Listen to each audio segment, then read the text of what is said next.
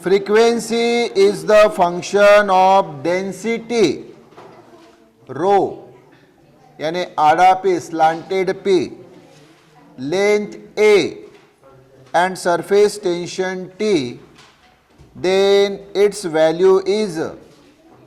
तो फ्रीक्वेंसी ये फंक्शन दिया है डेंसिटी, लेंथ और सरफेस टेंशन का। तो मुझे बताओ क्या फॉर्मूला होगा। फ्रीक्वेंसी हम यन से डिनोट करते हैं, किससे? यन। तो N is directly proportional to, N is directly proportional to क्या दिया है बोलो? डेंसिटी यानी आड़ा पी, उसका पावर ए। क्लियर? अब एक ही जगह हम x लेंगे और लेंथ a का पावर y और सरफेस टेंशन t का पावर z। क्लियर क्या? यस। तो देयरफॉर यान इसके जगह प्रोपोर्शनलिटी की जगह इक्वल टू k कांस्टेंट, इसको बोला जाता है कांस्टेंट ऑफ प्रोपोर्शनलिटी। ये रो आड़ा पी बार बार बताओ रहा, rho to the power x, a to the power y, t to the power z से इक्वेशन नंबर 1। अभी फ्रीक्वेंसी, डेंसिटी, लेंथ और सरफेस टेंशन इनके डायमेंशंस हमें चाहिए। तो ये साइड वर्क में, तो साइड वर्क तो फ्रीक्वेंसी यानी होता है 1 अपॉन टाइम पीरियड। क्या होता है? 1 by time period. Time period यानी सादी भाषा में टाइम। क्या रे बाबू? तो 1 बाय टाइम, टाइम का यूनिट है सेकंड, तो 1 बाय सेकंड। ये सेकंड का पावर 1 अप लेके गए तो यस -1। क्लियर? तो इसका डायमेंशन आ गया सेकंड का टाइम और ये -1 यानी t -1। क्लियर? दूसरा है डेंसिटी। डेंसिटी यानी मास अपॉन वॉल्यूम। मास का यूनिट होता है केजी, वॉल्यूम का मीटर क्यूब। ये अप लिया तो kg metre to the power -3। तो इसका डायमेंशन स्क्वायर ब्रैकेट में डायमेंशन केजी यानी यम, मास। क्लियर? अच्छा, पूरा अगर लिखना चाहे तो लिख सकते हैं। ये देखो L M T, length mass time. तो लेंथ यानी मीटर कितना रे? -3। मास यानी केजी कितना? 1। और टाइम टी कुछ भी नहीं मतलब 0। क्लियर क्या? तो टी 0 है तो नहीं भी लिखा तो चलेगा, ये टी 0 नहीं लिखा। अच्छा, फिर है ए क्या दिया है? लेंथ। ए क्या है? लेंथ। लेंथ का यूनिट क्या है? मीटर। मीटर का पावर 1, तो इसका डायमेंशन तो सिंपल इसमें L1। और ये T यानी सरफेस टेंशन। सरफेस टेंशन यानी होता है फोर्स अपॉन लेंथ। क्या होता है? फोर्स यानी मास इंटू एक्सेलरेशन अपॉन ये लेंथ। तो मास का केजी, एक्सेलरेशन का मीटर पर सेकंड स्क्वायर और लेंथ का मीटर कैंसल। तो ये केजी यानी केजी 1 और ये यस -2। तो इसका डायमेंशन स्क्वायर ब्रैकेट में L M T, length mass time. Length यानी नहीं है या 0, मास यानी केजी 1, टाइम यानी सेकंड -2। तो यल 0 नहीं भी लिखा तो चलेगा। क्लियर? हाँ, तो ये 1 2 3 4, 1 2 3 4। चलो रखो बरा यहाँ पे फ्रीक्वेंसी का क्या बोला? ये देखो frequency t minus one, clear क्या? तो अगर पूरा हम लिखना चाहे तो ये देखो यल यम टी है ना, length mass time, length zero, mass zero और टाइम t माइनस वन। तो ये L zero M zero T minus one equal to K. Density का ये देखो जैसा L minus three M one का पावर यक्स, ए यानी लेंथ का ये यल वन का power Y, T surface tension का ये M one T minus two का पावर जेड। तो लेफ्ट हैंड साइड वैसे ही, के वैसे ही, ये पावर का पावर तो L minus three into X minus three X, M one into X X, ये L one into Y Y, ये M one into Z Z, T minus two into Z यानी minus two Z. तो K वैसे ही, और यहाँ देखो this into this into this, dimensions का मल्टीप्लिकेशन है तो पावर की प्लस होती है। तो यल का power minus three x plus ये वाई, और यहाँ यल नहीं है, फिर यम का पावर यक्स और यहाँ पावर जेड, और फिर टी यहाँ नहीं है, यहाँ नहीं है, यहाँ है माइनस टू जेड। और लेफ्ट हैंड साइड वही L zero M zero T minus one. Left और राइट हैंड साइड के डायमेंशंस कंपेयर करो, उनके पावर्स। तो कंपेयरिंग द पावर्स वही गेट।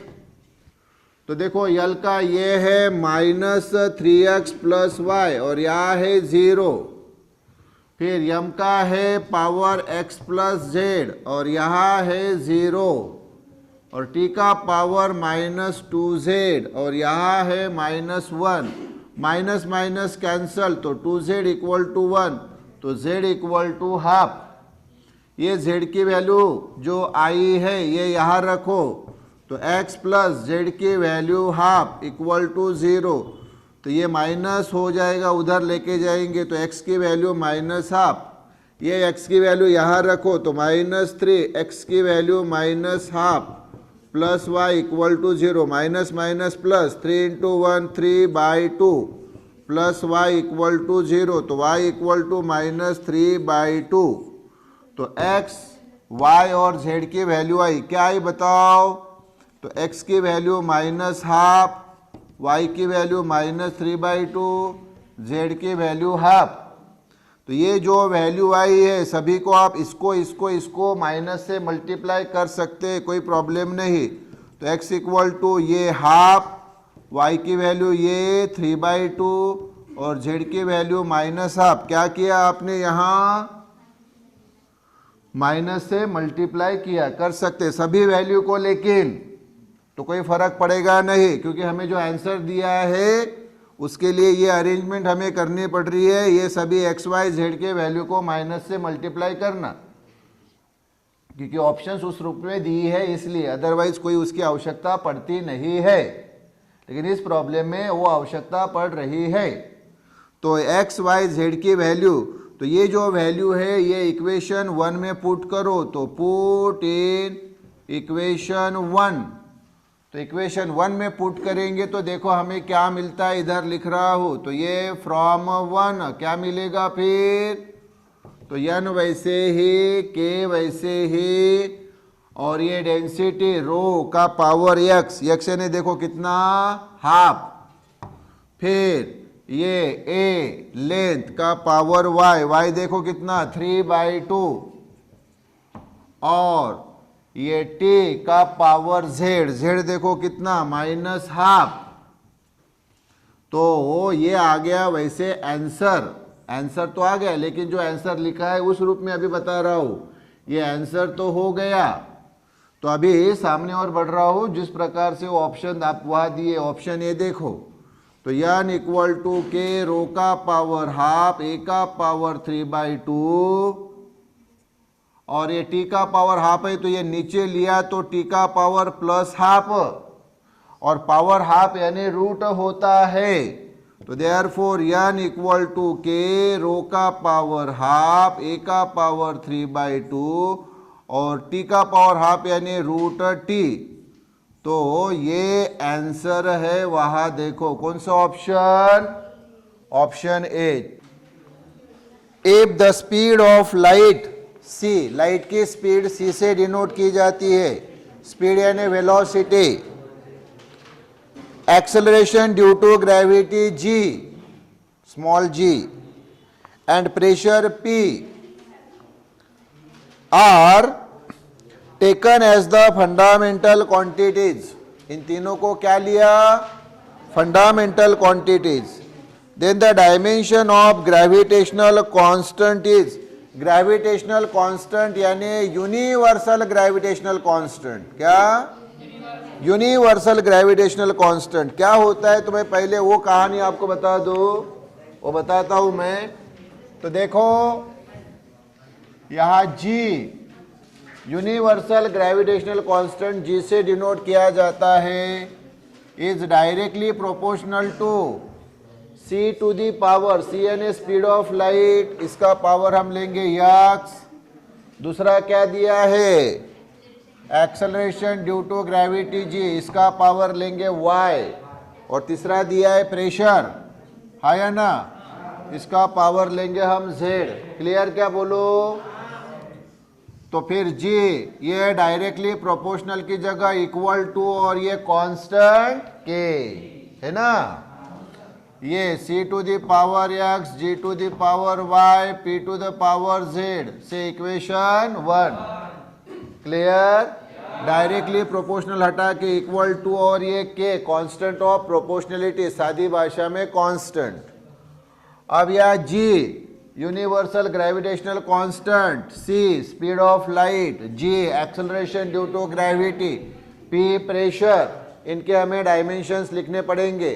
तो पहले ये यूनिवर्सल ग्रेविटेशनल कांस्टेंट जो है इसके डायमेंशन क्या आता है ये मैं आपको बता दूं। तो इधर साइड वर्क में, साइड वर्क बरोबर ध्यान दो। तो मैं यूनिवर्सल ग्रेविटेशनल कांस्टेंट का आपको कंसेप्ट बताता हूं। इस दुनिया में, इस यूनिवर्स में कोई भी दो बॉडी के बीच में ग्रेविटेशनल अट्रैक्शन होता है, चाहे वो बॉडी कितनी भी छोटी से छोटी हो, जैसे कि प्रोटॉन्स एंड न्यूट्रॉन्स, या कितनी भी बड़ी से बड़ी हो, चाहे अर्थ और सन, अर्थ और सन, मून और अर्थ, कितनी भी बड़ी से बड़ी बॉडी हो, उनके बीच में क्या होता है, ग्रेविटेशनल फोर्स ऑफ अट्रैक्शन। तो देखो ये पहली बॉडी, ये दूसरी बॉडी, दो बॉडी के बीच का डिस्टेंस आर, पहली बॉडी का मास m1, दूसरी बॉडी का मास m2। तो ये लॉ न्यूटन साहब ने बताया है, न्यूटन्स लॉ ऑफ ग्रेविटेशन इसको बोलते हैं। तो दो बॉडी के बीच में जो फोर्स ऑफ अट्रैक्शन होता है, मतलब इस बॉडी को इसने अट्रैक्ट किया और इस बॉडी को इसने अट्रैक्ट किया एक फोर्स से F से, तो F जो होता है, F is directly proportional to m1 into m2, यानी दोनों बॉडी के मास अपॉन उनके बीच का जो डिस्टेंस है उसका स्क्वायर। अब ये डायरेक्टली प्रोपोर्शनल साइन जो है उसको हटा के इक्वल टू किया जाता है, तो F इक्वल टू और ये G यानी कांस्टेंट, कांस्टेंट ऑफ प्रोपोर्शनलिटी, और इसी G को बोला जाता है यूनिवर्सल ग्रेविटेशनल कांस्टेंट। और ये बाकी टर्म वैसे ही m1 m2 upon r square. आपको ये G यानी यूनिवर्सल ग्रेविटेशनल कांस्टेंट, सादी भाषा में ग्रेविटेशनल कांस्टेंट, इसका क्या पूछा है, डायमेंशन। तो पहले तो G का फॉर्मूला क्या होगा बताओ, G इक्वल टू ये फोर्स, ये डिस्टेंस r स्क्वायर इधर, और ये मास m1 इंटू m2 इधर। क्लियर क्या। तो left equal to right, so right equal to left. तो G का फॉर्मूला क्या आ गया, F r square upon m1 into m2। अरे left equal to right, so right equal to left. तो फोर्स का यूनिट है न्यूटन, डिस्टेंस का मीटर, ये स्क्वायर है तो newton metre square. Mass m1 kg ना मास रे, मास का यूनिट kg, दूसरे भी मास का यूनिट kg, तो kg into kg kg square. तो देखो g यूनिवर्सल ग्रेविटेशनल कांस्टेंट का SI यूनिट क्या है, न्यूटन मीटर स्क्वायर पर kg स्क्वायर। ये एक्स्ट्रा की बात बताई मैंने आपको, क्या बताई, एक्स्ट्रा की बात। लेकिन हमें तो क्या चाहिए, डायमेंशन। तो डायमेंशन ये यही से फाइंड करके देता हूँ, ध्यान दो। फोर्स ना रे, ये फोर्स यानी क्या होता है, मास इंटू एक्सेलरेशन। क्लियर क्या, ये डिस्टेंस स्क्वायर अपॉन ये मास m1 इंटू m2। क्लियर क्या बोलो, तो इक्वल टू मास का यूनिट रे केजी, एक्सेलरेशन का metre per second square, distance का मीटर, ये स्क्वायर वैसे ही, और ये पहले मास का केजी और दूसरे भी मास का केजी। तो बताओ क्या कैंसिल हो सकता है, तो एक केजी और यहाँ का एक केजी, तो बचा क्या, मीटर इंटू मीटर स्क्वायर यानी मीटर क्यूब, है या ना, अपॉन ये सेकंड स्क्वायर और ये केजी। केजी का पावर कुछ भी नहीं यानी 1, इसको अप लिया तो क्या होगा, मीटर क्यूब, ये केजी -1 और यस -2। तो डायमेंशन क्या आ गया, LMT, length mass time. Length यानी मीटर 3, मास यानी केजी -1, टाइम यानी ये -2, ये आ गया L3 m-1 t -2। ये लिख लेता हूँ यहाँ पे। क्लियर क्या, LMT L3 बरोबर m-1 और t -2 इक्वल टू के वैसा ही। अब ये तो छोटे छोटे हैं, बताओ फिर इधर c यानी लाइट की वेलोसिटी। वेलोसिटी का यूनिट क्या होता है रे, मीटर पर सेकंड, यानी m1 s1। इसको अप लिया तो m1 s -1। तो ये dimension LMT, length mass time, है या ना, हाँ। तो लेंथ यानी मीटर 1, मास यानी केजी नहीं है, टाइम यानी सेकंड -1, m0 है ना, तो वो लेने की जरूरत नहीं, m0 ये हटा दिया। क्लियर, ये हो गया। उसके बाद में g, acceleration due to gravity, इसका यूनिट है मीटर पर सेकंड स्क्वायर। ये m1, इसको अप लिया तो m1 s -2। तो इसका भी डायमेंशन स्क्वायर ब्रैकेट में LMT, length mass time, length यानी मीटर 1, मास यानी केजी नहीं है 0, टाइम यानी सेकंड -2। तो यहाँ भी ये m0 नहीं भी लिया तो चलेगा। और फिर क्या है रे, प्रेशर इक्वल टू होता है फोर्स अपॉन एरिया। फोर्स का फार्मूला मालूम है, मास इंटू एक्सेलरेशन अपॉन ये एरिया। तो मास का यूनिट केजी, एक्सेलरेशन का मीटर पर सेकंड स्क्वायर और एरिया का मीटर स्क्वायर।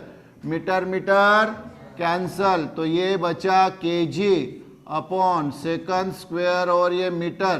तो kg1 m1, इसको अप लिया तो ये हो गया kg1 m-1 s -2। तो डायमेंशन स्क्वायर ब्रैकेट में LMT, length mass time, length यानी -1, मास यानी 1, टाइम यानी ये -2। चलो इसमें रखो फिर c का डायमेंशन देखो, L1 t -1 का पावर x, वैसे ही g, acceleration due to gravity का डायमेंशन L1 t -2 का पावर y। प्रेशर का ये देखो L -1 m1 t -2 का power z। Left hand side वैसे ही, k वैसे ही, या पावर का पावर, तो L का पावर 1 इंटू x, पावर का पावर मल्टीप्लिकेशन होता है। t का पावर -1 इंटू x -x, या L का पावर 1 इंटू y, t का पावर या -2y, और या L का power -1 into z z, m का पावर 1 इंटू z, t का पावर -2 इंटू z। क्लियर क्या, लेफ्ट हैंड साइड वैसे ही L3 m-1 t -2। अब लेफ्ट हैंड साइड और राइट हैंड साइड बरोबर ध्यान दो, लेफ्ट हैंड साइड वैसे ही रखेंगे L3 m-1 t -2 के वैसे ही, दिस इंटू दिस, डायमेंशन का मल्टीप्लिकेशन है इसलिए पावर की प्लस। तो L, ये देखो x, यहाँ L का पावर y और यहाँ रे -z, फिर m, यहाँ नहीं है, यहाँ है z, फिर t, ये -x, ये -2y और ये 2z। लेफ्ट और राइट हैंड साइड के डायमेंशंस ये देखो, इनके पावर्स को कंपेयर करो, तो comparing the powers we get, तो ये x plus y minus z equal to ये 3, फिर यहाँ m का पावर z यहाँ -1 और यहाँ t का power -x minus 2y minus 2z equal to ये -2। तो z की वैल्यू यहाँ -1 आई, ये z की वैल्यू यहाँ भी रखो और यहाँ भी रखो, तो यहाँ रखो x plus y minus z की वैल्यू -1 इक्वल टू 3, तो x plus y minus minus plus 1 equal to 3, तो x प्लस वाई 3 और ये -1 यानी 2 बच गए, तो x plus y equal to 2। अच्छा, यहाँ भी z की वैल्यू रखो -1 -2y -2, z की वैल्यू -1 इक्वल टू -2, तो -x -2y minus minus plus 2 equal to -2, तो -x -2y ये 2 उधर गए तो क्या आएगा रे, -4, -2 -4। क्लियर क्या?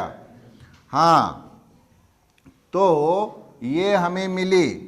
अब यहाँ पे देखो x plus y equal to 2, तो मुझे x की वैल्यू बताओ क्या आएगी, तो 2 और y इधर लिया तो -y है कि नहीं, x की वैल्यू 2 -y, ये यहाँ रखो, तो ये माइनस और x की वैल्यू 2 -y, ये -2y इक्वल टू -4, तो -2 minus minus plus y -2y equal to -4, y -2y यानी -y बचा, ये -4 और ये -2 उधर गए तो +2, तो -y इक्वल टू -4 + 2 यानी -2, माइनस माइनस कैंसल, तो y इक्वल टू 2 और ये y की वैल्यू 2 यहाँ रखो, तो x equal to 2 minus y की वैल्यू 2, तो x इक्वल टू 0।